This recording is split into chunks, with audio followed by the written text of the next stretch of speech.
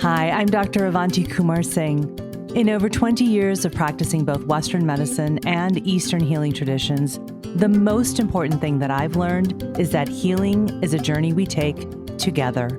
So on this podcast, I'll be demystifying Ayurveda and other integrated medicine, showing how these simple, ancient practices are the keys to unlocking a healthy modern life. We are all healing catalysts because healing starts within. It starts with you, and it starts right now. This is a Soulfire production. Episode number 128. Well, hello, my beautiful friends. I am so glad that you're here with me again this week for another episode of the Healing Catalyst podcast, and for making the time to listen to something that will really empower you to create better health. I also want to thank you for making this podcast, The Healing Catalyst, one of the top health and wellness podcasts out there. Your support by listening every single week and sharing the podcast with your friends and family and leaving 5-star reviews is what helps this podcast continue to grow and reach more people who need this information. I'd ask that you pause the episode, copy the link to this episode, and then text it to 2 people. Or you can leave a 5-star review if you haven't already. There's a link in the show notes for you. And if you want to, you can even do both. Share the podcast with 2 people and leave a 5-star review. I'd be so grateful to you. So today we're talking about a topic that is heightened any time of the year, but especially as we go into the summer months, and that's diet culture. You know, with all the messages that we are bombarded with on a daily basis in social media and commercials and clothing stores, and even in grocery stores, it is almost impossible to escape the constant pressure to fit into society's narrow beauty standards of what is, quote, a healthy body and what that looks like. The idea that health is somehow equal to thinness is a dangerous and slippery slope that places value on body size, leading to low self-esteem and body dissatisfaction. It perpetuates the belief, the false belief, that the number on the scale is the most important measure of health. And it contributes to restrictive eating, which can quickly turn into disordered eating and eating disorders. Another issue that's related to diet culture is the debate about body positivity, with many critics saying that the body positivity movement can sometimes overlook the health risks associated with obesity, arguing that promoting acceptance of all body sizes might inadvertently encourage unhealthy lifestyles, leading to chronic illnesses such as heart disease and diabetes. And so I've been really curious to understand more about body positivity and how it relates to diet culture. And so today we're joined by Kelsey Ellis, a celebrated body positivity coach and holistic wellness advocate, who really helps us unravel the true meaning of body positivity. Best known by her community members as Sunshine in Human Form, and I have to tell you, she absolutely is all of that. Kelsey is an award-winning body-positive health and fitness coach based in Vancouver, Canada. She is also a registered holistic nutritionist, a certified fitness trainer, and an anti-diet educator that helps chronic dieters and exercisers liberate themselves from diet culture to build body confidence and move their body unapologetically with joy. In our conversation, we discuss the misconceptions surrounding body positivity and the hijacking of the original body positivity movement by the wellness industry in the West. Kelsey and I also explore the limitations of BMI as a health indicator and advocate for a more holistic approach that includes nutrition, movement, mental health, and sleep, all things that we talk about on this podcast every week. Kelsey also shares insights on the powerful impact of cultural beauty standards and offers practical steps to foster more self-compassion and body trust. You know, I have to say that this conversation really helped me sort out and really understand the original meaning of body positivity and what it was meant to be by those who started the movement versus what it has been turned into by Western wellness culture. So, if you're seeking a more inclusive and compassionate approach to health and fitness, this episode is packed with insights and inspiration just for you. I'm so excited to share my conversation with Kelsey Ellis about redefining body positivity using a holistic health approach. Hello, Kelsey. I am so happy to meet you finally after many weeks of scheduling, going back and forth. So it's great to have you. Thank you so much. I'm so delighted to be here. Oh, thank you so much. And I am so incredibly inspired by your story, by your work, and just really curious about so many things. So I have so many questions for you, but I wanted to start because, you are a body positivity coach. So I wanted to start by really understanding, what do you mean by body positivity for you, or for the way that you talk about it in your work? Yeah, definitely. And I think you kind of nailed it there, just in the sense that it had an original meaning. Yes. And then it's kind of morphed into this other thing. And I think now it's kind of roped in with, body acceptance, body liberation, and some of these other terms as well. But I think I personally use body positivity because it's the most well known. Mm-hmm. So other people who maybe haven't stepped foot in this space before, or are not really sure and don't know the language of, body acceptance, might feel like, hey, I can relate to this. And, at least I've heard a little bit about this, but, body positivity is so much deeper than that. Yeah. And I think there's a surface level kind of understanding of what people understand about body positivity, and then there's a deeper meaning. Mm-hmm. So for myself, when I think of body positivity, I do think back to the original intention of why it was created, which is essentially, it was a movement that was created by marginalized bodies, whether that was people of color, the LGBTQIA community, disabled bodies, people who were not necessarily seen and validated in the body that they have, Mm-hmm. kind of compared to Eurocentric beauty standards. Sure. So it created this space for people to be able to celebrate their body and normalize their body and feel accepted in their body in a time and space that wasn't really acceptable. Mm-hmm. So that's kind of the original creation. And so when I think of body acceptance and body positivity, I think back to those roots and making sure that it's a very diverse and inclusive place that I'm creating my work from. Mm-hmm. But, over the recent years, and as that term has become more popularized, Right. it's kind of been hijacked a little bit, especially in spaces like social media, where it's, people are celebrating their body at any size, which is amazing, but they don't necessarily have the education and understanding of why it was created in the first place and whose voices it was intended to amplify Mm-hmm. in the first place. Right. So when I think of body positivity and the work that I do and in my practice, it's both from a place of my own personal experience and moving through this world as a woman of color and a woman who does not fit the mold and standard of the Eurocentric beauty standard, Mm-hmm. but also from a place of understanding that beauty is diverse and comes from a million different places, and the uniqueness and excitement of, the human experience and just getting to meet people from all different walks of life and finding the beauty in that should be understood. And also recognizing in which places there's people who have privilege in the beauty industry and where we can do better. Yeah. Thank you for that. I think that is such a whole and complete way of explaining what body positivity is. And the reason I started with that question is because, being in the health and wellness world, I come across this term a lot. People talk about it a lot.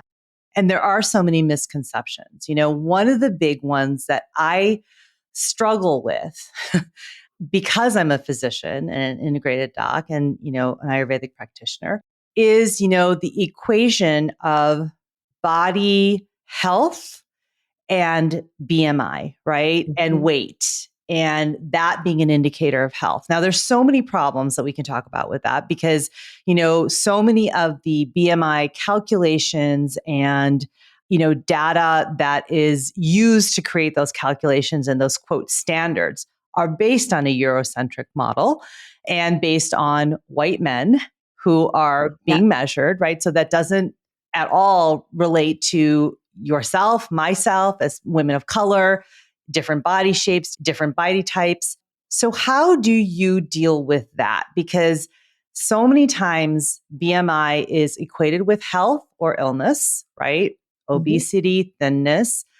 And then the body positivity piece gets put on top of that of, people saying, well, body positivity works against, having a healthy body, a healthy weight for your type. I mean, it's so convoluted. It's so it's a very difficult topic. So I don't even know what question I'm asking, but let's talk about that because I think that is a hard one Yeah. for a lot of people to understand. So let's make some sense of that. Yeah.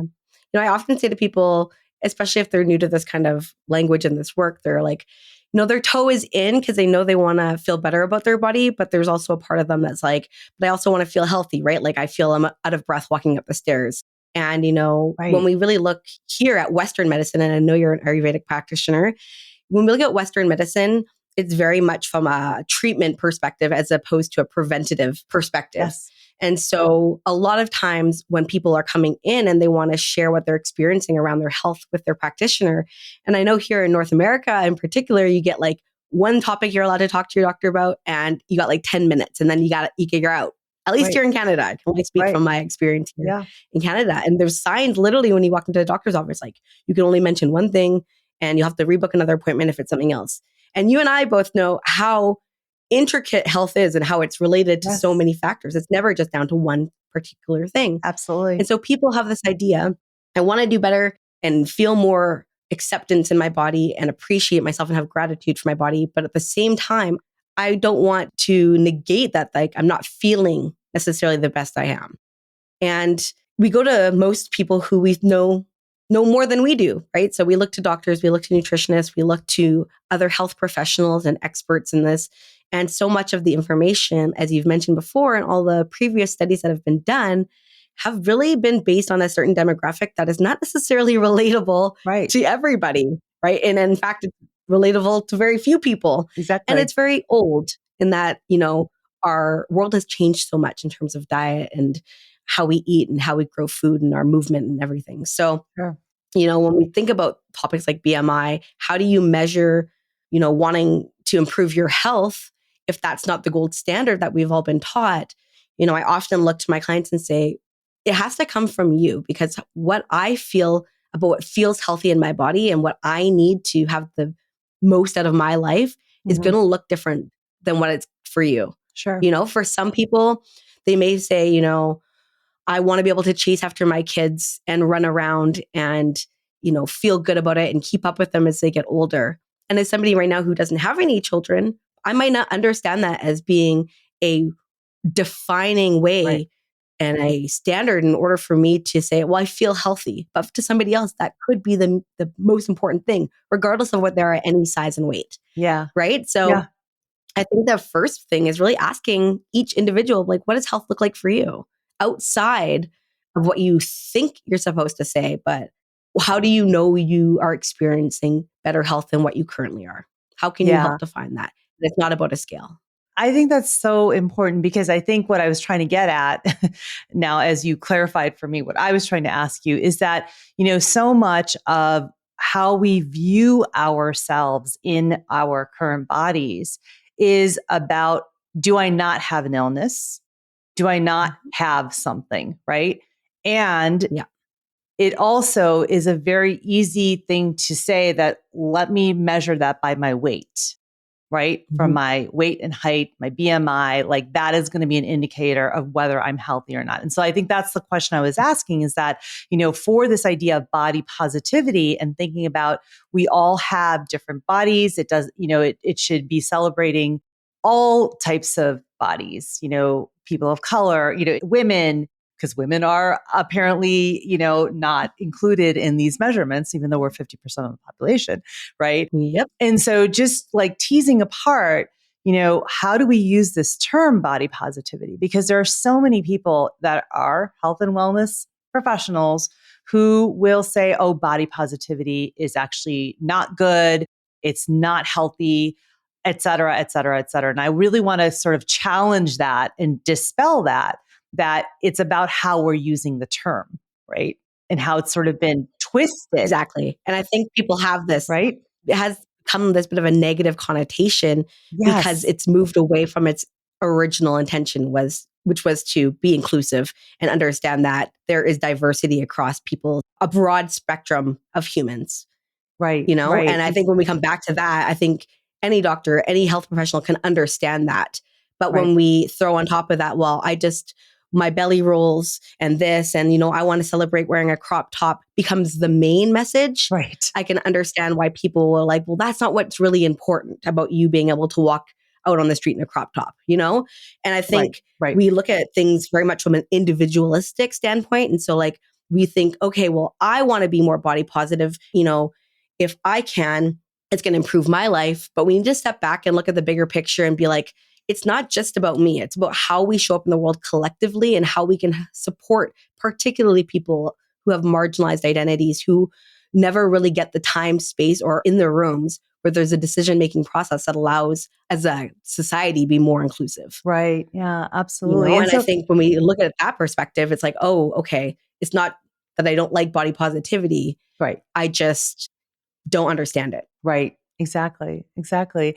And so then, sort of piggybacking on what you said before about, talking to your clients and asking them, what are some measures that you find, would help you feel positive about your body and make you feel like you are healthy and in a healthful state, right?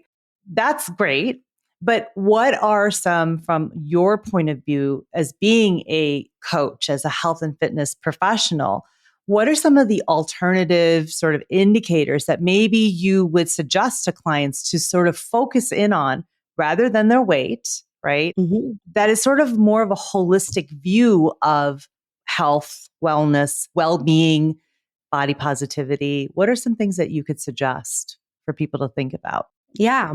When I think of health, I kind of ask people to look at the in my perspective, four main pillars, right? So Mhm, your nutrition, your movement, your mental health, and your mhm, sleep. mm, And so if you kind of, when you break it down that way, you can say, well, what areas then in my health do I really want to focus on improving? And then being able to utilize that, some of those markers within that category to say, okay, mhm, I know that I'm experiencing an improvement in health or I'm experiencing a worsening in health, right? So mhm, if maybe you're like, my sleep is awful and I'm only getting 4 hours of sleep a night, you can still have a tangible change by recognizing, oh my goodness, this week I slept 6 hours every night as opposed to the four I normally do, right? And mhm. maybe that was a result of that I went to bed earlier and my sleep Right. routine was better. Maybe I was less stressed this week. Maybe I ate a little better this week. Maybe I moved my body every day this week, right? So Mhm. you can see a correlation of changes that you make on a day to day basis, in fact, create a tangible change. And I think for most people, we need that like tangible, visual change in order to believe that we're actually experiencing improvement. And that's Right, why weight and the scale becomes the gold standard because it's right. like, well, I can see that change and so I can believe it. But people forget that we are intuitive human beings and we have all of the wisdom and understanding and knowing our body innately within us. Right. And, we've kind of externalized our beliefs and thinking something else can tell me about myself. But when we Exactly. really hone in and start to look inward, people know if they're feeling healthier day to day and week to week without needing to step on a scale to know that. Yeah. Yeah. No, I think that's a really important point. And this is not to say that, your weight is not important as an Mhm. indicator of some health as adding to the picture, but it's not the whole story. And I think that's what I'm really trying to get at is because we're so hyper focused on the scale that we forget about these really important indicators, sleep, mental health, right? How am I feeling? Have I been sleeping? Mhm. Right. And that inward sort of assessment, right, that we can then maybe correlate or add to, the weight on the scale can be something that it can be very helpful. Absolutely. Mhm. But it's not the whole story and it can't be the main focus. I think that that's really what we're Exactly. both saying. And I really appreciate that. I think that that's important because if you can see that you can measure your health status in different ways, sleep, mental health, right? All of these other factors, you can feel more positive about your body, about the body that you're in, feel more positive about the trajectory, the direction that you're going in with your health, the direction that you're going in with the changes that maybe you're trying to, try and institute in your life little by little. Because if we just Definitely. focus on that scale, if it's not moving, then we're like, oh, screw it. What's the point of me exercising? What's the point of me eating more vegetables, right? That can become a very defeatist number to look at. And you're like, I'm not going to even try, right? And it comes down to that one marker, Yeah. and I learned this through as being a fitness coach and kind of coming from a background of conventional fitness where, as a personal trainer, you are taught how to take body measurements and body compositions. And, I would see that people would put in so much work for a month and they'd feel so good. And before we even pulled up the scale, they would say, I feel so great. I'm able to do X, Y, and Z. And then it would come time for the body composition and the result wasn't what they expected. And now it negated all of the other positive things that they were experiencing that they innately already knew and allowed it to come down to one defining moment. And for me, that was such a pivotal point in my practice where I said, I'm not pulling out the scale anymore. It's not the only thing. And everything you had mentioned prior is what's really important. Right. Because especially as women, our weight can fluctuate hourly, day-to-day, hormonally. There's so many factors that impact our weight on a day-to-day basis that it can't define what you did for the last 30 days. Right. It can't. Yeah. This is all so in line with my perspective, as an Ayurvedic practitioner and also as an MD, right? I'm trying to bring both of those worlds together. So again, I'm not saying that weight is not important at all, but it cannot be the only indicator. And I think that that's really sort of, I've said it again and again, but that is so important. And that is an Ayurvedic perspective, right? That, it is so much about tuning into your inner knowing. Right. So the example you gave of, a client coming in and saying, I feel so amazing. I'm sleeping better. I feel like I can move better in my body. I'm not huffing and puffing going up a flight of stairs. Those are amazing things. That means that you're going in the right direction. And then you get on the damn scale and it hasn't moved, but you're not even thinking about the fact that, oh yeah, I've built some muscle. Oh yeah, I might have some more water weight, whatever it is.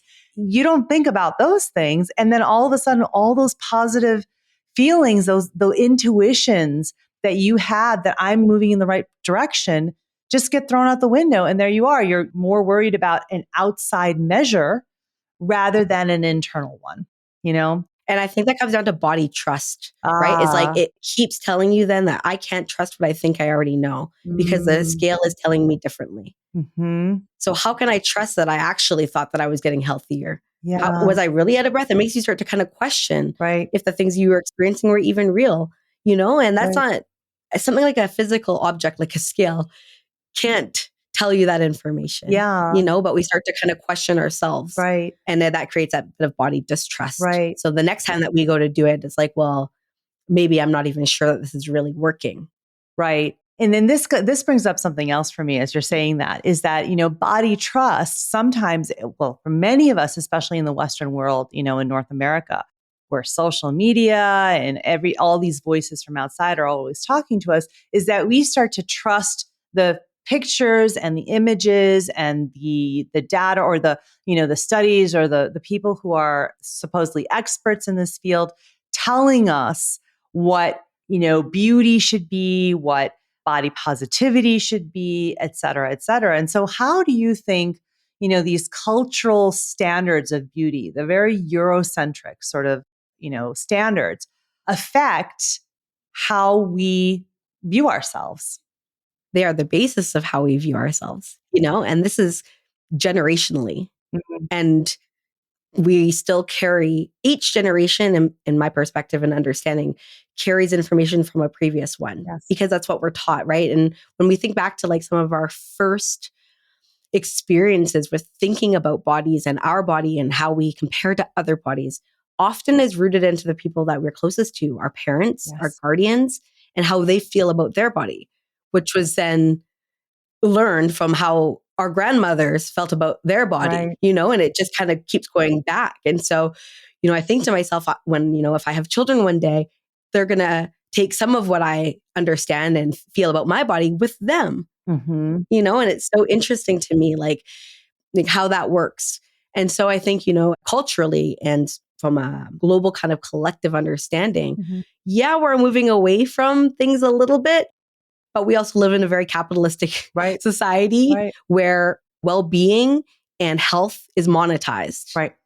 And so any time that there is monetization that's happening of something like that, there has to be black and white. There has to be good and bad. There has to be, you're doing this right or you're doing this wrong. Right. And without that reinforcement from things like the media and society, people are going to be less willing to purchase and spend money, Right. If they already feel whole in who they are and acceptance in who they are, why would I buy that whitening cream? Why would I worry about how dry my skin is? Right. You know? Right. And so there's that aspect to it as well. Yeah. And so how do you deal with that in your clients? I mean, because you have a huge practice, you have a huge following of people who are, subscribing to your amazing app and all of the coaching that you do, even probably your private clients. How do you counter that to really be effective and to really help, empower people? How do you do that? Yeah. I think for me, and this is like hands down, actually, I think is hands down the reason why I continue to keep going and keep learning more and keep wanting to be in this space and keep voicing my thoughts around it, is really that it's so much bigger than just ourselves, And I think like anytime that you have a health goal, when you think about why you're doing what you're doing and it becomes bigger than yourself, you're so much more empowered to want to make a change. And I often say, once you know better, you do better. And for me, it was like the light bulb went off when I thought to myself, maybe this isn't just about me hating my body. Maybe this isn't just about me. And why do I feel this so strongly about the perspective I have about my body? And realizing that it's not a burden for me to carry. This was a learned behavior. Right. This was an indoctrination from a young age that I have been carrying with me for 35 years. And so helping people not just feel more acceptance about their body, but understanding the why. Why do you feel that fat is scary? Why does that belly roll make you feel uncomfortable? And we start to peel back the layers of that and a lot of the implicit bias that we all carry, walking around the world, judging others, measuring ourselves up against one another. When you're able to understand that and pull back the curtain a little bit, it feels empowering. It's like, oh, this is so much deeper. And so I have two options here. I can continue to contribute to diet culture by having conversations with my friends about how much I don't like my body and feeling uncomfortable, or I can choose to do things differently. And I can become more self-aware. And while I do that, the people around me will also inevitably become hopefully more self-aware too. And start to change the conversations that happen on a small scale, which then becomes a larger conversation collectively. And it's so I mean, you make it seem so like, okay, we can do this. And I'm feeling challenged because I know there are so many layers to this conversation, There's that intersection of race, of gender, of disability, that are all going to intersect and contribute to this idea of either feeling good about your body or feeling bad about your body. It's so multi-layered. Like, I don't even know sometimes, where do you even start? Where do you start with your community? Yeah, I think it comes from understanding. Yeah. Not necessarily understanding ourselves always, because I know that there was a big push, obviously, of self-growth and knowing yourself. And I can get behind that 100%. That is the human experience. But I think there's an understanding of everybody else and realizing that we're all really going through this similar process of trying to understand ourselves, but the world around us. And so I think if we can cultivate an understanding of people who don't look like us, other bodies, people who have not had the representation online or in the media, and get to know each other, and I often tell people, a good starting place is like on social media, because we all have it. Is start to kind of detox out the things that are not making you feel good about your body, that are reinforcing the same thoughts you're already having, and follow other people from different backgrounds and perspectives and understanding, so you can just understand better. You don't have to agree, but we can understand. And when we do, then it can reflect on us to be like, oh, I've never thought of that perspective that way because I've never experienced that.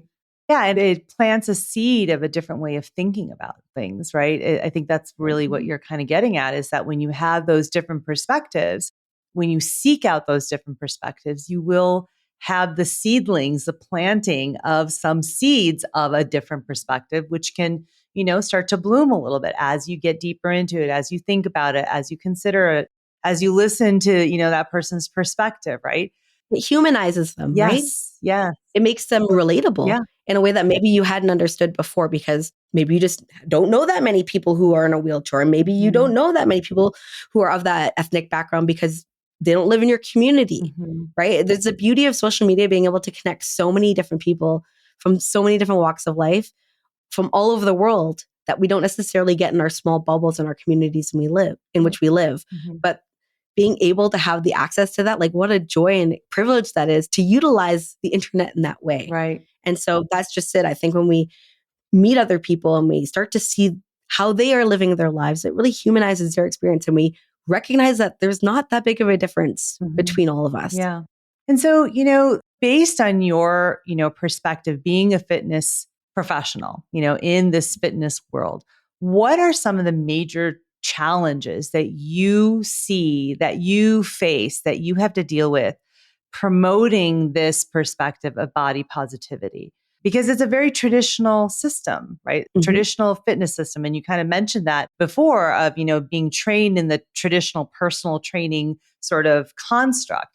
It's very similar to what I think I started this whole episode with, in this conversation with you about, which is the traditional, construct of Western medicine and, weight being a measure of health. What are some of the things that you are challenged with as a fitness professional?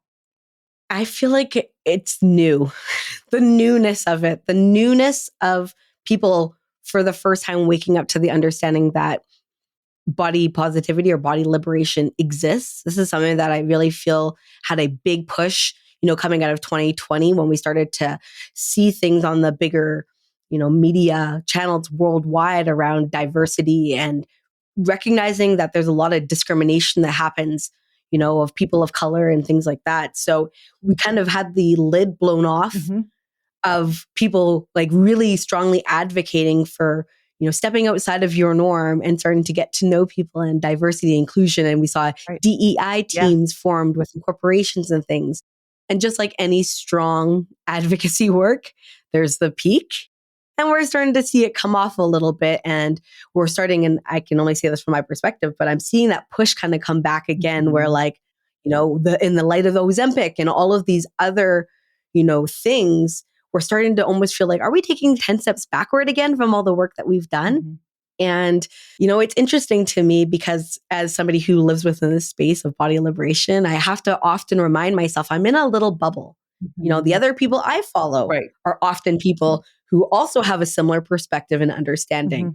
And I'm only met sometimes when I step out of my little safe body liberation bubble. I'm like, oh yeah, 90% of the world is still very like fat phobic and like has these very deep seated beliefs and understanding that, weight is a be all end all of measurements for health.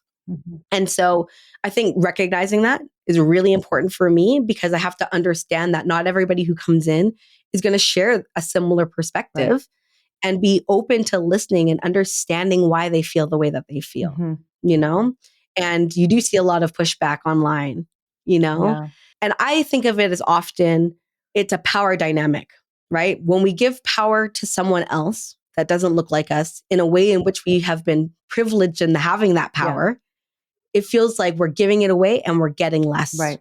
And I think that creates a fear-based culture where it's like, if I had the privilege in the way that I looked, or that I was closer to that Eurocentric beauty standard or that thinness body standard, then I can get away with more. I have more power. I have more privilege. I get listened to more. And when we start to give away some of that power, or at least open the door for other people to have a perspective on it, I think it threatens people. And so you're met with that kind of retaliation and that pushback. Where do we go from here? Continue. I mean, there is, in the face of adversity, you have to keep going, And again, it comes with understanding both perspectives and not necessarily wanting to make people change, just planting a seed of maybe there's another perspective you haven't considered.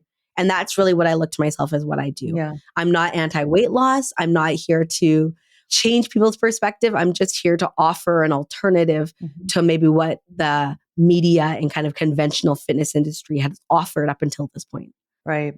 And so you mentioned a couple terms that I want to clarify because I'm wondering what you mean by them too, which is this idea of body liberation. I mean, you've already talked about body trust, body liberation, body positivity. Can we sort of sort out those different terms? Because I always say on this podcast that I think the words really matter because we so often in our Western culture collapse a lot of different things together and it confuses what we're talking about either as health professionals, but then also to the people that we're talking about. They're hearing different things, right? And so they're Yeah. confusing what we're talking about. So you've already explained body positivity, right? So what does body liberation mean? And let's connect that to body trust. Yeah. So obviously, body positivity, you talked earlier about being this movement Mhm. that was originally created for marginalized identities. Body liberation, I feel, has kind of been that antithesis of the fact that body positivity has been hijacked Ah, over this last little bit. okay. So it feels like, at least for me and understanding, it's like the next iteration of like reclamation of what the original movement was intended for, Mhm. right? To liberate all bodies and recognizing that individual bodies can't be free until we're all free. And Mm. understanding that if I don't feel safe in my body, then there's someone who else is not going to be able to be safe in theirs, right? So looking at the bigger picture again and looking at it from like this community, society, collective ability to free everybody, right? So that's how Mhm. I interpret and understand body liberation, being able to really liberate ourselves from the shackles of diet culture. Yes. And when we talk about things like body trust, as I mentioned before, body trust looks like being able to understand our own intuitive, innate ability to know our body best, to have personal autonomy and understanding of what we feel and looking internally rather than externally to find answers Right. about our body. Right. Right. And that's when I often hear this when people have to advocate for their health so hard at, the doctor's office and they feel brushed off often, but they know internally that something just doesn't feel right. Mhm. And you have to keep going back and keep advocating for yourself. Right. Right. So it's that, again, sense of knowing yourself and your health. Right. And then I think we talked a little bit about body Yeah. acceptance. And I think really that kind of ties in with everything is just being able to accept yourself, knowing that when we can accept ourselves, we can also then have acceptance for others, Yeah.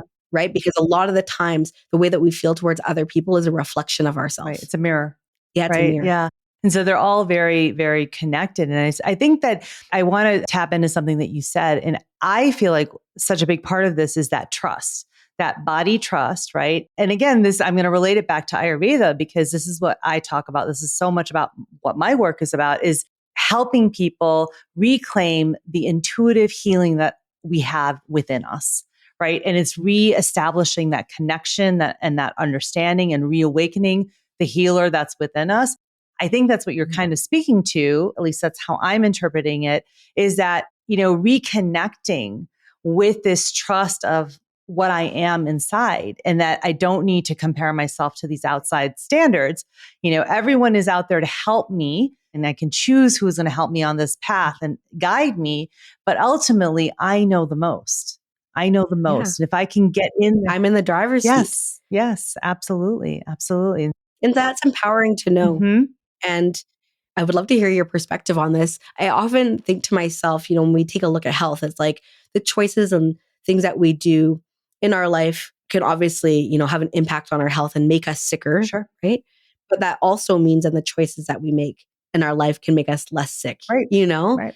And health is a spectrum. People don't wake up generally overnight with a debilitating chronic illness. It's often, like this slow change that happens over a period of time, and just knowing that along the way, if we are more in tune with ourselves, that maybe we would have been able to consider, hey, I'm feeling differently. And I often say to people, our health is kind of like a whisper.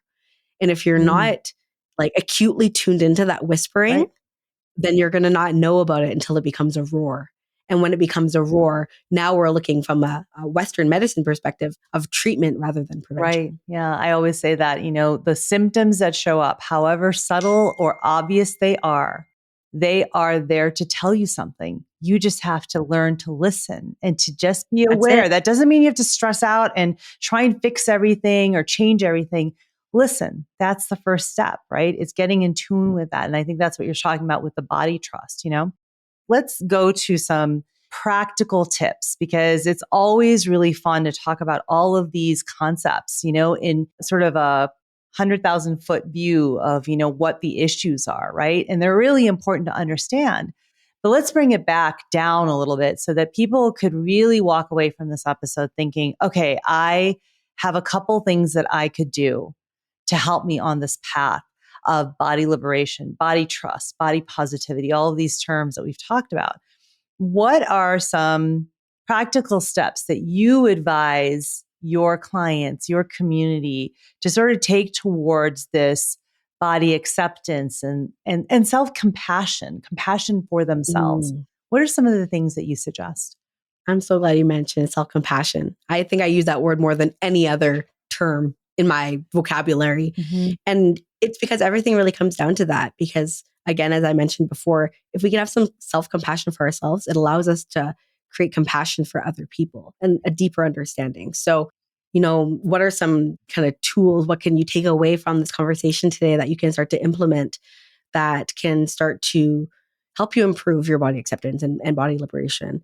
And a big part of that is obviously cultivating any level of self-awareness, taking a hard look at the ways in which you are contributing or reinforcing, I guess you could say, behaviors of diet culture. So, how are you showing up in conversation when there's conversation amongst your friends about their bodies? How do you feel about yourself when you look in the mirror? Where do you think it began? I think for many people, it's having like the time. We live in a productivity, hustle culture Right. society, Yeah. and we don't create time to even self reflect. And all of our innate wisdom and knowledge is in those moments of self reflection. So, really, I think what I want to say is create time. Like, take a look at your calendar, see if you have 5 minutes when you wake up, 5 minutes before you go to bed. It just starts there. Just to have like this opportunity to brain dump where you're not pulled in one direction, you're not thinking about this huge list of things to do, and you just sit in your awareness and think, how am I feeling in my body right now?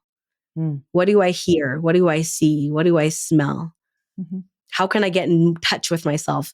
There's two kind of fun practices I often do with clients, which is having someone sit in silence and seeing if they can witness their heartbeat. You know how we can feel our heartbeat in other pulsing kind of areas of our body without actually putting our hand or our finger or our neck and feeling for our heartbeat, but you can feel that gentle kind of pulse of life.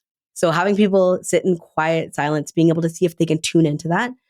And another one I always love to do is something called the white bear. So I'll, have someone say, okay, for the next minute, I want you to think about anything else except a white bear. And what do you think happens? All they can think about is a white bear, polar bear, brown bear, white bear. Yeah. So it helps them recognize that whatever we put focus onto, we hyper focus on it, and it clouds our judgment of being able to focus on anything else. It's like looking down a barrel of a gun. It's really hard to interpret anything else except that exact particular thing. Right. And so, these kind of little activities can help people recognize, hey, this is when I'm living here and now in the present moment. And this is where I'm sitting in so much distraction.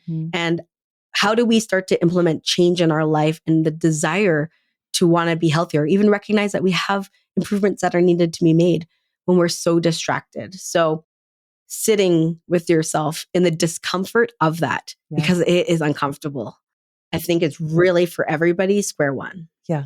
And then what would be the next thing that you would say? So once you have that awareness, right? Because I talk about that, Ayurveda is all about awareness. It's conscious, living with conscious awareness. That's what we're asking you to do. I think you're asking people to do the same. Yeah. After you do that, then what do you do? Like, how do you make because, I find that sometimes when you ask somebody to become aware, it can actually throw them into more stress because they're like, oh my gosh, okay, now I'm looking at all the thoughts that are happening in my head and the things I'm focusing on, like, oh my gosh, what do I do? It can become very overwhelming. So what's the next step, would you say? Yeah. The next step I would say is, I so deeply want to say like the practice of surrendering, but I know that again can add it's like the next level of that stress, right? It's like the letting go. The letting go is so difficult. But the letting go really allows you to have the openness of allowing a different perspective to enter. Mm-hmm. What if things could be different than the fact that they are Mm-hmm. currently? And I think, education, and I don't mean education from like picking up like a book that has multiple studies done, but just, I think people interpret information from so many different perspectives. Some people, get the most out of a podcast and are audio learners. Some people are cognitive learners. Some people are visual learners, right? Mm-hmm. So, I encourage people to get information from a variety of sources, right? Get the visual stuff from social media, look into books that are recommended on so many different podcasts, listen to different podcasts, and sometimes you'll find something that really resonates. And then that will be the starting point where you can kind of start to, Right. look down that a little bit more. And I think, from a really tangible perspective is, it sounds so silly and it's such a beautiful experience and often is very moving for people, but take a moment to look in the mirror, like look into your eyes. And when was the last time you did that? And just you start to cultivate like a really deep sense of like, oh yeah, I'm here for a reason and I am physically here, Mm-hmm. and for a lot of people that can be the moment to also just have a split second of presence. Yeah, I love that. I think that's a really hard thing to do. And it's really so critical. It's that connecting. Again, it's a way to connect back with yourself, right? You become aware of it, but then how can you really connect with yourself, with who you are beyond the body, actually? Mm-hmm. And I know this is a really sort of esoteric, hard thing to do, but I think it's so important of realizing that you are so much more than your body also. I think Meat that suit. that widens perspective. Yeah. I mean, it's the vessel, right? The body is the vessel that we're in to have an impact, to do the work that we were meant to do on this earth. That's what it's there for. And that's why we want to treat it with respect and keep it healthy and support that health, right? But also understanding that you are not your body, you're so much more. And I know for me, last year, the breast cancer journey that I was on, it was really, really important for me to constantly readjust my language and not to say that I have cancer, but that my body has cancer because I am so much more than my body. And so I think what you're asking is that when you look deeply into your eyes, when you look in the mirror and look at your eyes, you need deeply really connect. You're connecting with something that's more than just the body that you're in. And it changes why you are going to do what you're going to do. It changes the reason to take those small steps towards body trust, body liberation, body positivity. That's exactly it. Right? That it changes the reason that you're doing that. It's not just about, going and exercising or going for a walk or, eating something that's quote healthier or whatever it is. Or even if for you, you're still in that construct of looking at the scale, right? It becomes more than just moving the number on the scale. It becomes about, can I connect with the I that's in there, right? The me, the true who I am, so that I can then create a body that can support what I'm here to do, right? Thank you that was like poetic. You like really gave it the right context and understand. That's exactly how I feel and what I'm trying to say. So thank you for that. Yeah, no, thank you. I think it's really, really important. I think the work that you're doing is really, really important. I just have a few more questions I want to ask you because I really want to ask you, who are the people that are coming to you? Like how are they finding you? But like, what are they asking you? What is sort of their biggest challenge that they're coming to you with? Oh my goodness. I would definitely say the biggest challenge and kind of the thread I see throughout kind of everybody that I work with, all my followers, is that we're all desiring something outside of ourselves. And I think what I often bring to the table is allowing myself to be fully authentically myself, sharing the good with the bad, recognizing that every experience that I have is part of the experience, not shaming myself for having, wishing things were different, but being able to share this unique perspective of saying, this is uncomfortable, but I know that I'm going to grow from it. And I know that if I'm experiencing this, then other people are, because it's always within like the most vulnerable things that I share that I create the deepest connection with the people who follow me and the people who say, oh my gosh, I experienced that too. or thank you for sharing that because I thought I was just suffering this alone. Yeah. And I think that in the world we live in, it can feel quite lonely. Like we have this weight on our shoulders and we're having this unique experience. But when people talk about it, we realize, oh my goodness, like we're all experiencing this. Mm-hmm. It just felt very kind of stigmatized and faux pas because nobody was talking about it. Mm-hmm. Mm-hmm. So I think, having, conversations that are uncomfortable helps to open up the door so that hopefully things that I've, mentioned online, people then can have conversations within their own circles about too, or say, hey, I saw this and it made me think about this differently. Mm-hmm. And I often look at myself as, I've said this almost on every podcast I've been on it. I keep going because I think I'm one torch, but as we know with fire, that fire can light a million torches. Yep. So just one person needs to be holding that torch to light the torches of many. Yep. So, I'm hoping that, there's one thing in one sentence that maybe resonates with somebody on this podcast or what I post online. And that is the flame that helps light the flame of others. Yeah, I love that. I just have one last question for you that I always ask all my guests. This podcast is called The Healing Catalyst. And so when I offer up the phrase to catalyze healing, what comes up for you?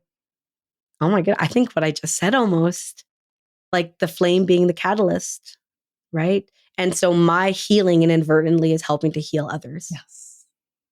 Kelsey, thank you so much. I have so enjoyed talking to you. And I have a feeling we will be doing a lot more things together. We share, perspective on health and wellness. And I really appreciate you and the work that you're doing. Thank you.